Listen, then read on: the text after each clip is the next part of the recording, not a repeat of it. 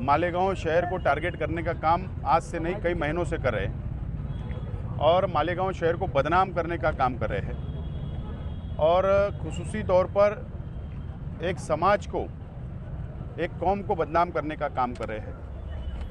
और रोहिंग्या और बांग्लादेशी मुसलमान मालेगांव शहर के अंदर रहते हैं और बनावटी डुप्लीकेट पेपर तैयार करके यहाँ रहते हैं, इस तरीके का इल्ज़ाम वो हमेशा लगाते आए हैं। एसआईटी किरीट सोमैया की डिमांड के ऊपर ही महाराष्ट्र सरकार ने बनाई।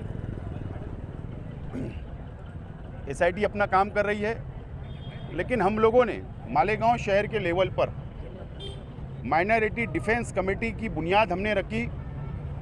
उसमें Samajwadi party, Indian secular party, communist party और अलग अलग जिम्मेदारान को लेकर हमने एक प्लेटफार्म तैयार किया और उसी वक्त हमने इस बात का ऐलान किया था कि हम लोग किरीट सोमैया जो बदनामी कर रहा है शहर की, उसको जवाब देंगे।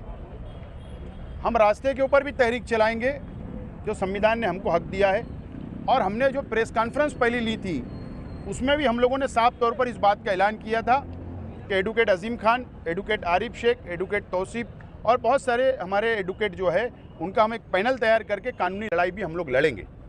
और कल जैसे ही हमको पता चला कि सैयद साजिद और नजमा बानो को पुलिस ने अरेस्ट किया, हमको जैसे ही खबर लगी हम खुद पुलिस स्टेशन आए, माइनॉरिटी कमेटी के तमाम ही जिम्मेदारान, और हमने वहाँ पर बातचीत की जब तक वो अटक उन्होंने बता दी थी।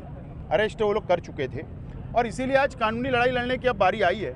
इसलिए आज एडवोकेट आरिफ साहब ने आज आर्गूमेंट किया है और इस देश के अंदर संविधान को हम मानने वाले हैं और जो कोर्ट फैसला देगा, जो इंसाफ देगा, हमको कबूल होगा। और इसके लिए इंसाफ मांगने के लिए अब हमारी कानूनी लड़ाई भी हमारी डिफेंस कमेटी की शुरू हो चुकी है। कानूनी लड़ाई का खर्च कौन उठाएगा? माइनॉरिटी डिफेंस कमेटी का जो हमारे जिम्मेदारान हैं, हम लोगों ने तय किया है कि ये हम सब लोग मिलजुल कर शहर की आवाम को जो मुसीबत में डालने की कोशिश एक विशेष पार्टी की तरफ से की जा रही है, हम लोग उसका पूरा खर्च उठाएंगे और हम लोग वकला जो बोलेंगे हम उनकी गाइडलाइन के ऊपर आगे बढ़ेंगे। अब कमेटी तो है, काम कर रही है, शहर के दूसरे शहरियों को क्या करें? नहीं, मालेगांव शहर की आवाम से मेरी अपील है कि कोई घबराने की ज़रूरत नहीं है। जो लोग हमको बदनाम करना चाहते हैं मालेगांव शहर की आवाम को, तो हम लोगों से उन लोगों से डरने की कोई ज़रूरत नहीं है। अगर पुलिस डिपार्टमेंट अगर किसी घर तक पहुंचती है या किसी के ऊपर कानूनी कार्रवाई करती है, तो हम जैसे लोग, कमेटी के लोग, हम कानूनी लड़ाई लड़ने के लिए बिल्कुल हम तैयार हैं। मैं शहर के आवाम से बोलूँगा, इत्मीनान से रहो, अपने कामकाज में लगे रहो। हम लोग लड़ाई लड़ने के लिए बिल्कुल तैयार है और हम लोग आखिरी तक लड़ाई लड़ेंगे। सर ने कहा कि एफआईआर देख के ही लग रहा है कि इस पर पुलिस दबाव में है, सरकारी अधिकारी दबाव में है, तो प्रेशर के तौर पर मतलब एफआईआर बनाई गई है, पॉलिटिकल प्रेशर के तौर। तो क्या आप डिपार्टमेंट और सरकारी अधिकारी जो प्रेशर में काम कर रहे हैं, इनके खिलाफ कोई एक्शन लेंगे? कल जो गांधी पुतले के पास हमारा धरना आंदोलन हुआ है, हमने जो एहतजाज किया, हमारा वही मकसद था। एहतजाज करने का मकसद ये था कि डॉक्टर किरीट सोमैया मालेगांव शहर के अंदर आकर पुलिस डिपार्टमेंट पे दबाव बनाना, तहसील कार्यालय के डिपार्टमेंट पे दबाव बनाना, कारपोरेशन में जाकर दबाव बनाने का काम चल रहा है। और ये दबाव में हो रहा है, ये सब चीज़ें जो हो रही है दबाव में हो रहा है। और ये मैं इससे पहले भी कहा कि सामने इलेक्शन को सामने रखकर ये सब किया जा रहा है।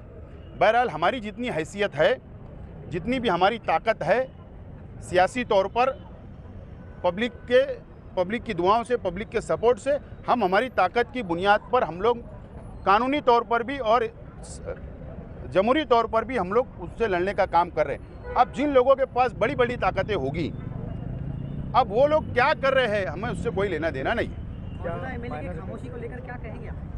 शहर पर एक खतरा ही है। ऐसा है कि ये शहर की आवाम ने अब सवाल करना चाहिए। हम लोग जब सवाल करेंगे तो फिर उसके अंदर सियासत हावी हो जाएंगी। बहरहाल ये शहर देख रहा है और शहर समझ रहा है।